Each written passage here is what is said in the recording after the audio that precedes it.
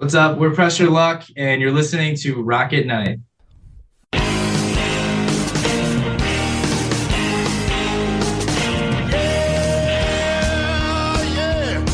you ready? Tonight I'm gonna take you on a little trip. We're going down south by the mighty Mississippi. I'm gonna take you to a place where lights never dim. Bring your mother, your brother, and your best friend. I'm gonna show you where they dance out in the street. They'll tell you all about your body heat. Not gonna talk about it, just gonna do it. Get on down if you feel up good. Get on down. This is Sharice with Rock at Night, and today we are speaking with Press Your Luck, a pop punk band out of Detroit, Michigan. They are coming out with an EP soon called Painfully Aware, and we have reviewed a couple of their singles. Hey, guys. Hey, what's up? Thanks for having us. Yeah. Today we're going to learn who you are. So, going Very back good. historically, how long have you been together? So I'll take this one. We actually started in 2020. So we've been a band for going on 3 years this year. But we just kind of took our time, over COVID, getting everything together, finding members, writing music. And then 2023 felt like the time to actually get it launched. So 3 years now. During COVID, did you guys already know each other, or did you meet like through Facebook, or how did you guys actually get together? Yeah, no, that's a great question. So it really worked out. Most of us have kind of known each other over the years from different bands or whatever it might have been.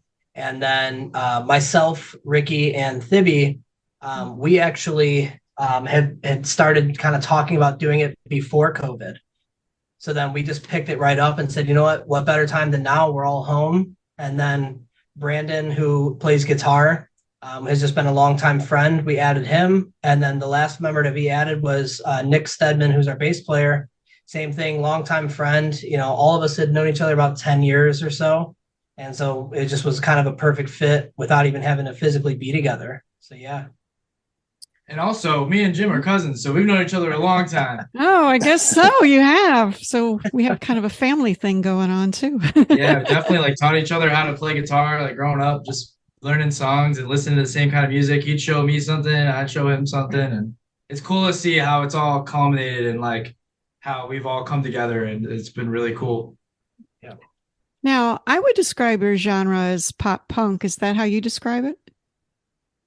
Yeah, pop punk is definitely what we are, but yeah, I don't think that we're quintessential pop punk necessarily, but we have elements of a lot of things. Like, we have so many different influences that you can hear, in the music. But I'd say the base genre would be definitely pop punk. Yeah. I hear a bit of maybe new metal, kind of metal in there too. We come from metal hardcore backgrounds and emo and all that stuff. Pretty much everything all swirled into one. Yeah. You guys would have been the perfect band to go on the Warped Tour. Oh my God, yeah. Well, you know what? If it's not totally obvious, we're clearly influenced by a lot of Warped Tour era bands. So yeah, that's where we would have liked to have been. Yeah. Funny, there's been a lot of people that have said Name that. a few. Name a few that from the Warped Tour that you guys really like. 4 Year Strong, Wonder Years. Story So Far. Set your goals. Yeah, set your goals. Day to Remember, Under Oath, all those bands. God, it's like pretty much everyone. Mayday Parade, grew up on Mayday Parade, and always like Motion girls, City, like all Motion kinds City of stuff. soundtrack. Motion City soundtrack, yeah, you name it. You know what?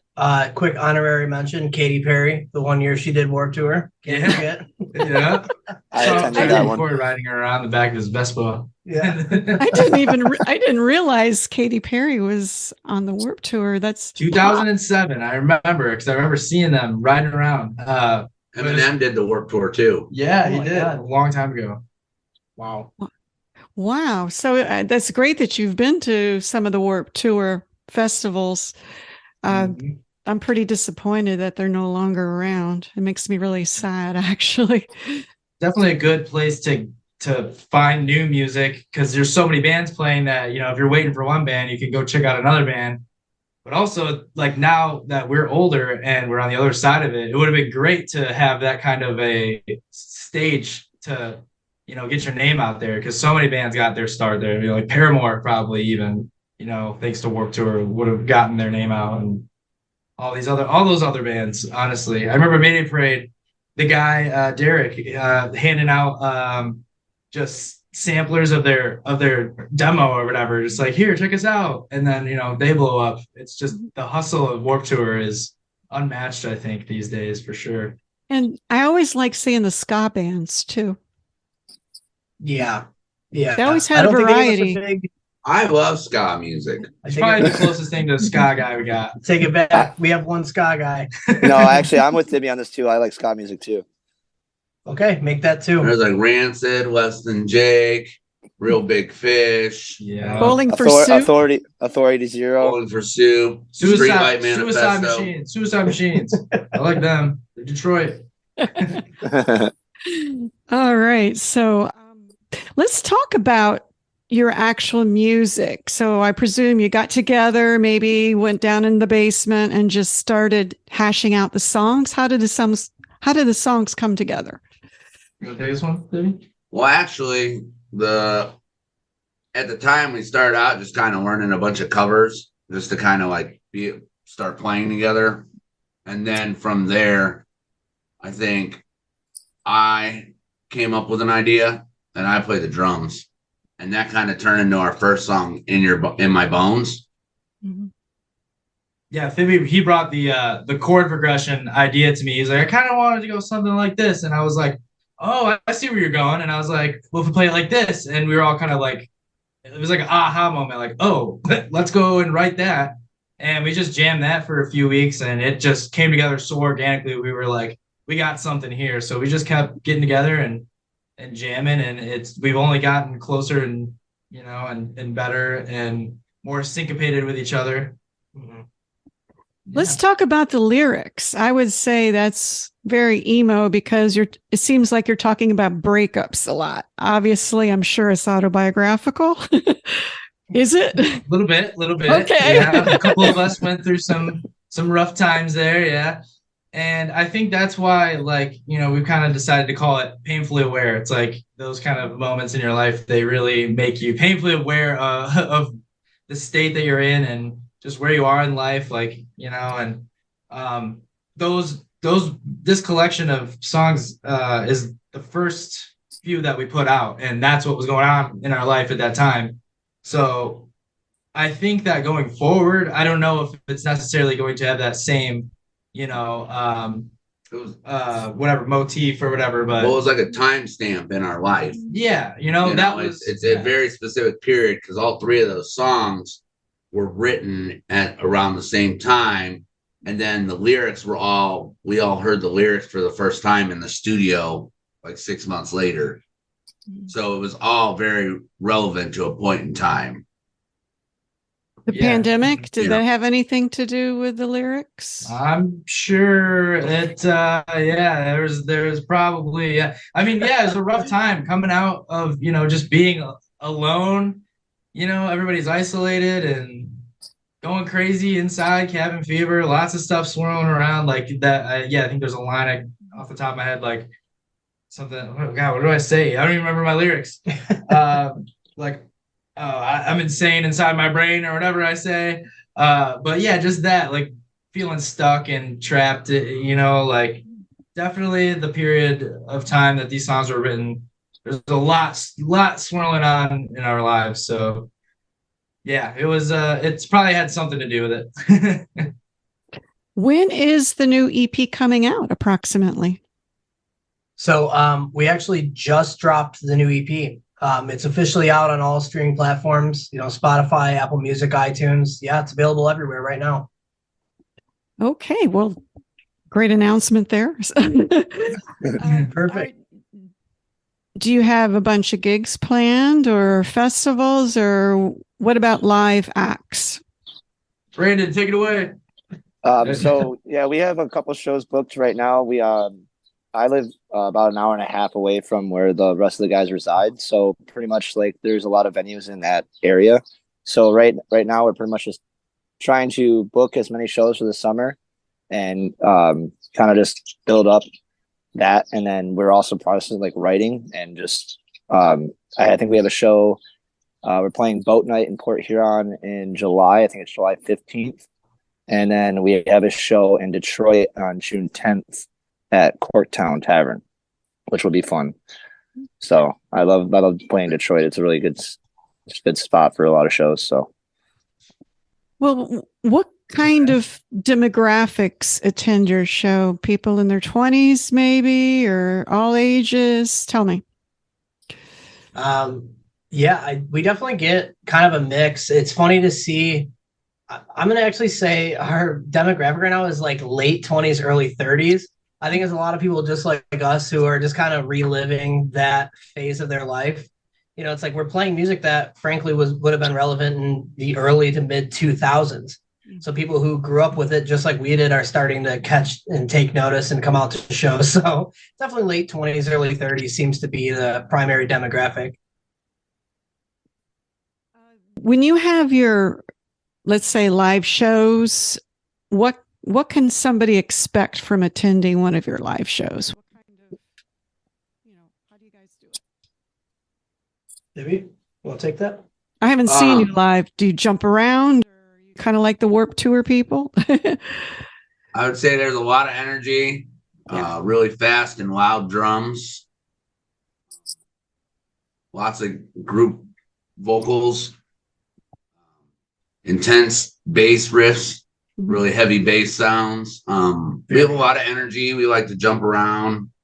I know I like to jump around from my drum set as much as I can. Yeah, that's pretty much the only thing we're really trying to bring is, just bring that energy and get people moving and, come on, let's hang out and enjoy this time we got.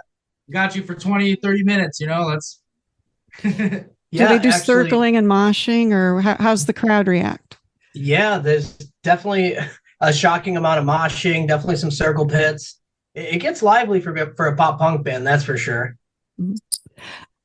Any thoughts of doing a tour or going outside of your own area? Yeah, so we're definitely pushing to get out, at least, if nothing else, into the tri-state area. We're trying to play more Michigan, Indiana, Ohio, even venture out to Chicago and Toronto. As far as touring, we would love to get on the road. We're making sure we're being a little bit more choosy than not. We figure it makes more sense to get a proper support tour than just to go out DIY and, waste a bunch of money and maybe play for a few kids. So we will definitely be touring in the future. We're just waiting for the right tour to come along. Sounds good. Touring is high on the agenda for all of us. That is the main, a lot of exciting things happen for us. But when that gets to that point, that's when I know I'll be the most excited. I talk about it with these guys on a daily basis. Now, I presume everybody probably has a day job like most people in bands. For the most part, yeah. A couple of us work actually in the touring industry, so it's been kind of like, do what we can while we're home, and then the other guys kind of work, on their own while they're while the other couple are away. I think we've been very productive though for a band that, we live pretty far from the other guys. So like we practice once, twice a week. Every time it's always productive. We're writing new stuff, or we're getting tighter, and, we'll lose a guy here or there because he's on a month tour. But, we got 4 other guys that are able to hold it down and keep working and plugging away on the things that we got to work on, so I think we've been pretty good at staying diligent on everything that we got to take care of. What do you think one of the biggest challenges could be for a band? What do you think? Finances. What did we say? Our vibes are high, but our bank accounts are low, or something like that. Yeah. Morale is low, riffs are high. That's what it was. Yes. No, I think one of the most challenging things is like is financially to do a band at first. You're putting it out all on your own, and videos cost 4 figures and records cost 5 figures. Yeah. And I was talking with the guys this year. I was like, hey, we should look at incorporating, because this year alone we're going to hit the over $10,000 mark a quarter into the year. And just kind of like thinking about it, like, wow, we're adults now. We're not 16 and 17 where we don't have money to do the things we want to do. So now it's like, oh, we put out 2 music videos. Oh, we have publicists, and we have management, and we have all these things that, like, the money and having the equipment that's up to par to go on these tours, having a van with insurance and trailers. I think that's really the biggest thing, because these days you have everything at your fingertips. I do have like recording stuff to demo, but going and making a real record for that people are really going to want to hear, it costs money. Well, the quality of the recording is really good. Thank you. Thank you. Yeah. Thank you. Whoever did it did a good job. So Yeah, Dave did a great job over at Tuxedo Ave Studios in Roseville here. He's a good guy. And Jim actually knew him first, worked with him at a venue downtown, I'm pretty sure, right? So, Yeah. Recorded with, I can't pronounce his last name, so let's call him Dave. But yeah, we worked together at St. Andrews Hall in Detroit. Pretty legendary venue. If you haven't been, it's pretty amazing. And then we had the whole thing mixed and mastered with Lance Preck. Am I saying that? Lance Prank. Yeah, over in he's in Australia, but he's an absolute wizard as well. So we have a really good team working on the audio side. Absolutely. what's something that you would want people to know about your band that hasn't been put out there? Something I would like, people to know about our band is that, first of all, we do this because we love it. And second of all, we're very understanding people, but in today's day and age, like we're a very, like mental health aware band. There's lots of things going on between people, and like we've all been through stuff in our personal lives that like are very hard on people. And I think that's like something that we're talking about more in the music industry, but needs to be talked about. We want to go out and just kind of be there for people. Like, if they can relate to our music and realize that everybody's going through the same stuff and feels the same way, you don't have to feel like you're less than because you're feeling upset or anxious or whatever, like I get what you're saying.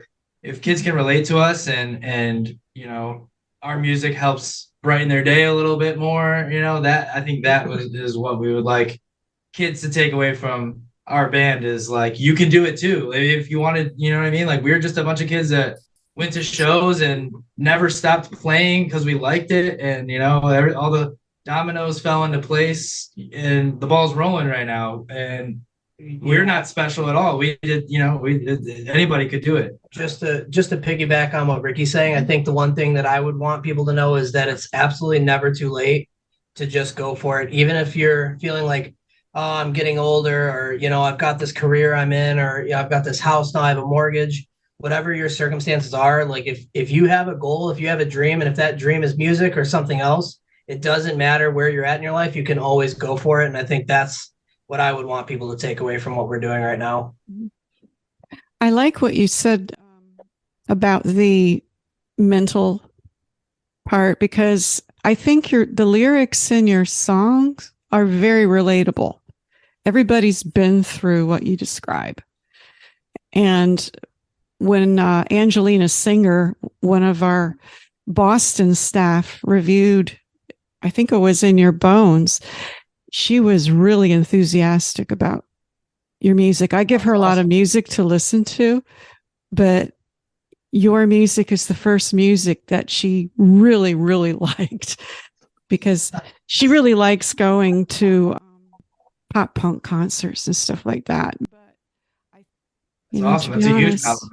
Yeah. lot of good music out of Boston too. So Yeah. especially pop punk. So kudos to her, whoever Angelina, you said? Angelina, yeah, our Sister's Boston name, so that's why I didn't forget that. correspondent. She absolutely loves your music. And I mean, because she wrote to me a personal little email and said so. Just That's for you to awesome. know. Wow. Well, So shout out to Angelina. Thank Yeah, I was gonna say you. shout out. Thank you, Yes. Angelina. just to let you know about that. When you mentioned the mental health thing, that made me think about the Warped Tour too, because there were a lot of charitable causes at Warped Yeah. Tours. I mean, that was one of the best things about it. They always had little tents for everything from self-examination for breast cancer or even testicular cancer to suicide prevention, I was everything. just gonna say, I remember, Yeah. was it right? To write Right on love your on arm. our arms. Yeah, I constantly was supportive of that because, like everyone said already, we are so aware of like how easily mental health can just be overlooked or a lot how people Some don't would say talk about it. painfully aware. Yeah, painfully. Yeah, great. You're right. But it's like one of those things where I love when I go to shows and I see like those tents and everything like that because it does bring awareness to a lot of situations that people don't bring a lot of awareness to. So it's really cool to see because it's kind of just pushed there and people can actually go and talk to people and it's a way of communicating and making sure that everyone knows that, you're not alone in this type of situation. You know what I mean? Yeah, I think a lot of the lyrics in your songs, like Mementos, and that was one, for example, it might help them get through the bad times, you know what I mean? And I really think that people can commiserate and relate to what you're writing about. And I like the fact that you write about relationships. Yeah. Mhm. I mean, like Ricky was saying, I think the lyrics were really, really heavily driven from just a lot of personal experience that went on internally within the band. I mean, it's the lyrics themselves, people can call it what it is. It's not the newest thing in the world, right? Writing about a breakup or heartbreak, but it really stems from a real place from within the band. So I'm glad he wrote it because I'll tell you, just personally, it's been, something to reflect on even within my own band. I'm like, this is awesome. It's something I can relate to myself. So sure. And what's funny is just I'm curious to hear what the lyrics sound like on the next batch of music because I think all three and maybe all four of us in here right now are in new relationships that are going really well. So I'm really surprised. I'm really anticipating what the next lyrical motif is on the next batch of music. Well, the music itself is very uplifting, fast and, you can dance around and stuff. It's just the lyrics are real. And you're right. Maybe your whole theme will be different, for future music. It depends on how you feel, right? Yeah. Exactly. Yeah. I think that's what's cool about music is it's the timestamp of how you're feeling in that moment and what's going on. Like that, just, you decide to use this chord or that chord or this lyric, that lyric, and everything that's going on in your life at that moment, how you're feeling is how you're going to choose each path. So it's interesting to look back now, like 3 years later, a couple of years later after recording and writing these and being like, oh, wow, that was an interesting place I was in. I remember feeling like that. Well, I say keep doing what you're doing. We like your music. I'm always into pop punk and I like the depth of your lyrics. It's, Oh, thank you so much. It's meaningful Thank you. what you're writing about. And so if that's your formula, keep doing it. Thank you. That means a lot, actually. It really does.